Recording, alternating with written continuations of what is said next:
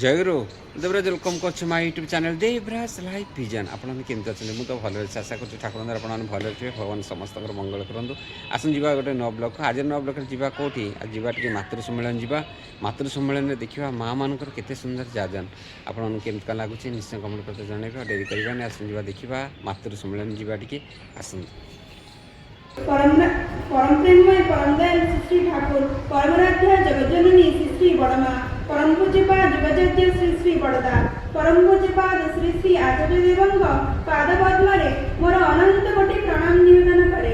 एठारे उपस्थित समस्त मोर आंतरिक रा एवं जयगुरु। आज मोर बहुत खुशी और आनंदर दिन परम सौभाग्य मोर आज परम पिता तांकर किछि कथा मो भीतर दे कहई देबे एथिपई परम पिता को आउ थरे कृतज्ञतार सह कोटि कोटि प्रणाम निवेदन करे प्रणाम निवेदन करूछि।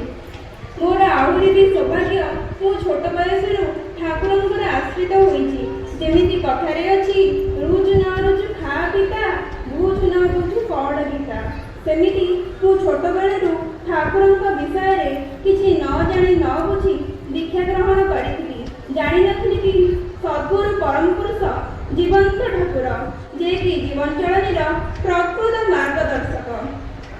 आस्ते आस्ते बयस बढ़िबा सहित समय अतिक्रांत होला तांको अनुशासन रे किछि किछि शासित होई निज जीवनर प्रकृत ज्ञान कौन को जानिबाको पाइनी एवं बंचिया बढ़िबार मार्ग पाइनी। तांको दया करुणारु अनेक अनुभूति मो मध्यरे सृष्टि होला। ठाकुरंकर अनुशासन पद प्रत्येकटी जीवपाई मंगलकारी जदि आमे ठाकुरंकर एही अनुशासन को मानि चालू मु मर्मे मर्मे अनुभव करुछि आजिर डेट रे जो समाज रे जो दुर्दिन अवस्था देखा जाउछि सेथिरु आमे अनेक परिमाण रे रक्षा पाई पारुछि जहा कि हमर विश्वास रा बाहर ओ मो जीवनर किछि कथा उल्लेख करिबी। मोर माँ बहुत इष्टनिष्ठ और ईश्वर प्रेमी अनेक अभाव असुविधा भल मंद भितर से इष्टनिष्ठा जारी रखती प्रत्येक दिन नाम ध्यान दुई टाइम प्रार्थना आउ किछि किछि इष्टकर्म करती एवं आम मान कथा मध्य सुचारू रूपे तुले खाती।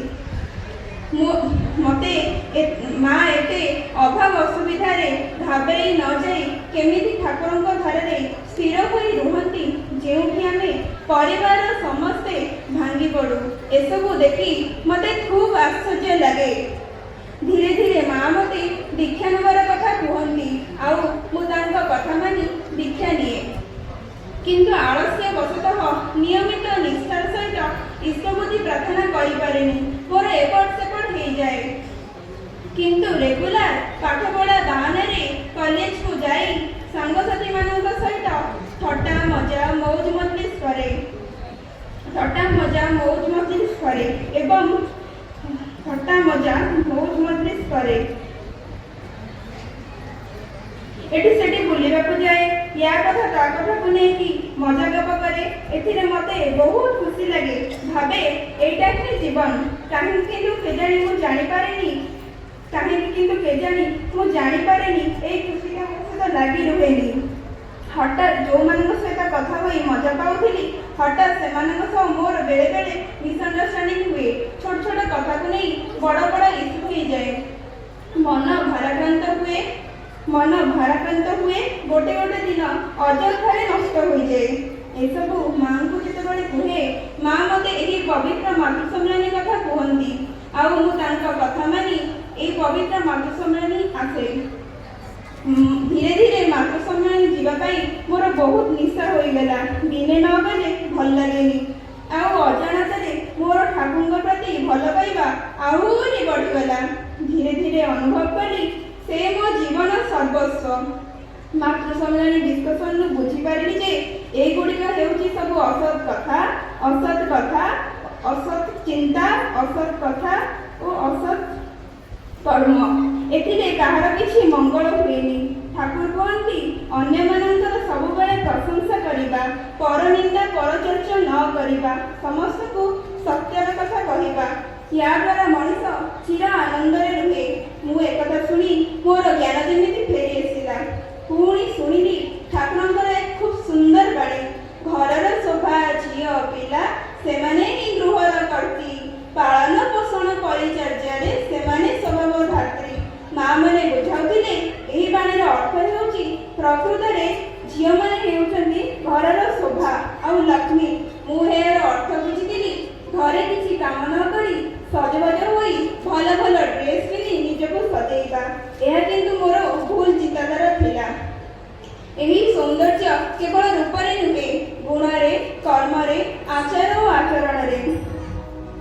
ମା ମାନେ ଡିସ୍କସନ୍ କରନ୍ତି ଗୋଟେ ଝିଅ ତାର ପ୍ରକୃତ ଶୋଭା ପାଏ ଯଦି ସେ ଗୁରୁଜନଙ୍କୁ ପ୍ରଣାମ କରିବା, ଛୋଟ ପିଲାମାନଙ୍କୁ ସ୍ନେହ କରିବା, ଗୃହର ପ୍ରତିଟି କର୍ମରେ ନିପୁଣ ହୁଏ ଓ ଘରର ପ୍ରତ୍ୟେକଟି ସଦସ୍ୟଙ୍କର ନିତ୍ୟ ପ୍ରୟୋଜନୀୟ ହୁଏ। ମୋର ମନେ ପଡ଼େ ମୋ ମା ମୋର ସବୁ କଥା ବୁଝନ୍ତି। କେତେବେଳେ କ'ଣ କରିବି, କ'ଣ ଖାଇବି, କ'ଣ ପିନ୍ଧିବି, ଏମିତି ଟିକନିକ ସବୁ କିଛି। ମୋତେ କିଛି କାମ କରିବାକୁ ଦିଅନ୍ତିନି। କଷ୍ଟେ ମଷ୍ଟେ ସବୁ ସେ ନିଜେ କରନ୍ତି। ବହୁତ ଗେହ୍ଲାରେ ମୋତେ ବଢ଼ାନ୍ତି। ସେଥିପାଇଁ ମୋ ମାଙ୍କୁ ମୁଁ ବହୁତ ଭଲ ପାଏ। କିନ୍ତୁ ମୁଁ ଜାଣିନଥିଲି ଯେ ଭଲ ପାଇବାର ଅର୍ଥ କେବଳ ମୁହଁରେ ମୁହଁରେ କହିବା ନୁହେଁ କି ଭାବିବା ନୁହେଁ। ଠାକୁର କୁହନ୍ତି ଯାହାଙ୍କୁ ଆମେ ଭଲ ପାଇବା ତାଙ୍କ ମନ ଲେଖି କର୍ମ କରିବା। एकथा जानिला ପରେ ମୁଁ ଧୀରେ ଧୀରେ ମାଙ୍କୁ ରୋଷେଇରେ, ଲୁଗା ସଫା କରିବାରେ, ବାସନ ମାଜିବାରେ ଟିକେ ଟିକେ ସାହାଯ୍ୟ କଲି। ପୁଣି ବାପାଙ୍କର ଡ୍ରେସ୍ ସଫା କରିଦିଏ, ଖାଇବାକୁ ବାଢ଼ି ଦିଏ। ୟା ଭିତରେ ଦେଇ ଅନୁଭବ କରେ ପିତାମାତା ହିଁ ଗୃହର ଜୀବନ୍ତ ଦେବତା। ମୁଁ ସତ କହୁଛି, ଏହି ଛୋଟ ମୋଟ କାମ କରିବା ଭିତରେ ବାପା ମା ଏତେ ଖୁସି ହୁଅନ୍ତି ଯେ ମୁଁ ଅନୁଭବ କରେ ସତେ ଯେମିତି ଜୀବନର ସର୍ବୋଚ୍ଚ ସୁଖ ପାଇଗଲି। ପ୍ରକୃତରେ ଠାକୁରଙ୍କ କଥା କେତେ ବାସ୍ତବ, କେତେ ଜୀବନ୍ତ। ପାଠ ପଢ଼ି କିଛି ସକ୍ସେସ୍ ଲେଭେଲରେ ଯେଉଁ ଆନନ୍ଦ ପାଏ ତାଠୁ ଏ ଆନନ୍ଦ ସମ୍ପୂର୍ଣ୍ଣ ନିଆରା।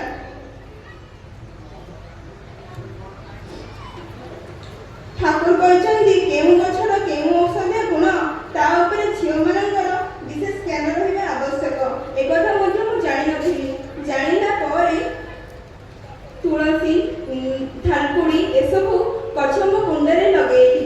ପ୍ରକୃତରେ ଯେ ମୁଁ ଅଯଥାରେ କେତେ ସମୟ ନଷ୍ଟ କରୁଥିଲି ତାହା ବୁଝିବାକୁ ପାଇଲି।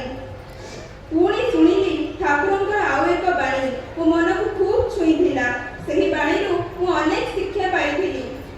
ଲେଖାପଢ଼ାରେ ଦକ୍ଷ ହେଲେ ଶିକ୍ଷା ଯୋଗୁଁ ହୁଏ ନା, ଅଭ୍ୟାସ ବ୍ୟବହାର ସହଜ ଜ୍ଞାନ ନହେଲେ ଶିକ୍ଷା ହୁଏ ନା। ଅଭ୍ୟାସ କହିଲେ ମୁଁ ବୁଝେ ପ୍ରଥମେ ବ୍ରହ୍ମ ମୁହୂର୍ତ୍ତରୁ ପ୍ରତ୍ୟେକ ଦିନ ନିଷ୍ଠାର ସହିତ ପରମ ପିତାଙ୍କୁ ଭକ୍ତିଭାବରେ ଇଷ୍ଟପତି କରିବା, କିଛି ସମୟ ନାମ ଧ୍ୟାନ କରିବା, 2 ବେଳା ପ୍ରାର୍ଥନା କରିବା, ପିତାମାତା ଓ ଗୁରୁଜନଙ୍କୁ ପ୍ରଣାମ କରିବା। ଝିଅମାନଙ୍କର ଶରୀର ପାଇଁ ଉପଯୋଗୀ ଉତ୍ତମ ବ୍ୟାୟାମ ପୁଚି ଖେଳିବା, ଶବାସନ କରିବା ଇତ୍ୟାଦି ଓ ସାତ୍ତ୍ୱିକ ଆହାର ଗ୍ରହଣ କରିବା ଇତ୍ୟାଦି। ଇଷ୍ଟପତି କଲେ ଠାକୁରଙ୍କୁ ଇଷ୍ଟପତି ଦେବା ଭିତର ଦେଇ ଆମେ ତାଙ୍କ ସହିତ ଯୁକ୍ତ ହେଉ, ତାଙ୍କ ପ୍ରତି ଭଲ ପାଇବା ବଢ଼େ। ଇଷ୍ଟପତି କଲେ ମନ ସ୍ଥିର ରୁହେ, ଅନେକ ଗ୍ରହ ବିଭାଗରୁ ଠାକୁର ରକ୍ଷା କରନ୍ତି। ନାମ ଧ୍ୟାନ କଲେ ଆମ ସେଲ୍ ଗୁଡ଼ିକ ଆକ୍ଟିଭ ହୁଏ। ଯାହା ଭଲ ଭଲ କଥା ଆମେ ଚିନ୍ତା କରୁ ତାକୁ ଆମେ କାର୍ଯ୍ୟରେ ଲଗେଇ ପାରୁ। ଶରୀର ସୁସ୍ଥ ରୁହେ, ମନ ସତେଜ ହୁଏ। ପୁଣି ଗୁରୁଜନଙ୍କ ପ୍ରଣାମ ଭିତର ଦେଇ ଆମେ ଈଶ୍ୱରଙ୍କର ଆଶୀର୍ବାଦ ଲାଭ କରୁ। ଜୀବନର ପ୍ରତ୍ୟେକଟି କ୍ଷେତ୍ରରେ ସକ୍ସେସ୍ ହେଉ। ଆଉ ଠାକୁରଙ୍କର ଅଶେଷ ଦୟା। ପ୍ରତ୍ୟେକ ଦିନ ମୁଁ ଏଗୁଡ଼ିକ ପାଳନ କରିବାର ଚେଷ୍ଟାରେ ରହିଲି। ବ୍ୟବହାର କହିଲେ ମୁଁ ବୁଝେ ଗୁରୁଜନଙ୍କୁ ଭକ୍ତି କରିବା, ଛୋଟ ପିଲାମାନଙ୍କୁ ସ୍ନେହ ଶ୍ରଦ୍ଧା କରିବା ଓ ଉତ୍ତମ ଆଚରଣ କରିବା।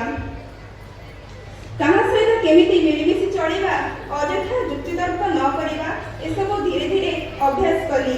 ସହଜ ଜ୍ଞାନ ମାନେ ଉପସ୍ଥିତ ବୁଦ୍ଧି, ପ୍ରେଜେନ୍ସ ଅଫ୍ ମାଇଣ୍ଡ। ପ୍ରକୃତରେ ଠାକୁରଙ୍କୁ ଭଲ ପାଇ ତାଙ୍କ ବିଧାନରେ ଚାଲି ନାମ ଧ୍ୟାନ କଲେ ଆମର ସେହି ଉପସ୍ଥିତି ବୁଦ୍ଧି ବଢ଼ିଥାଏ।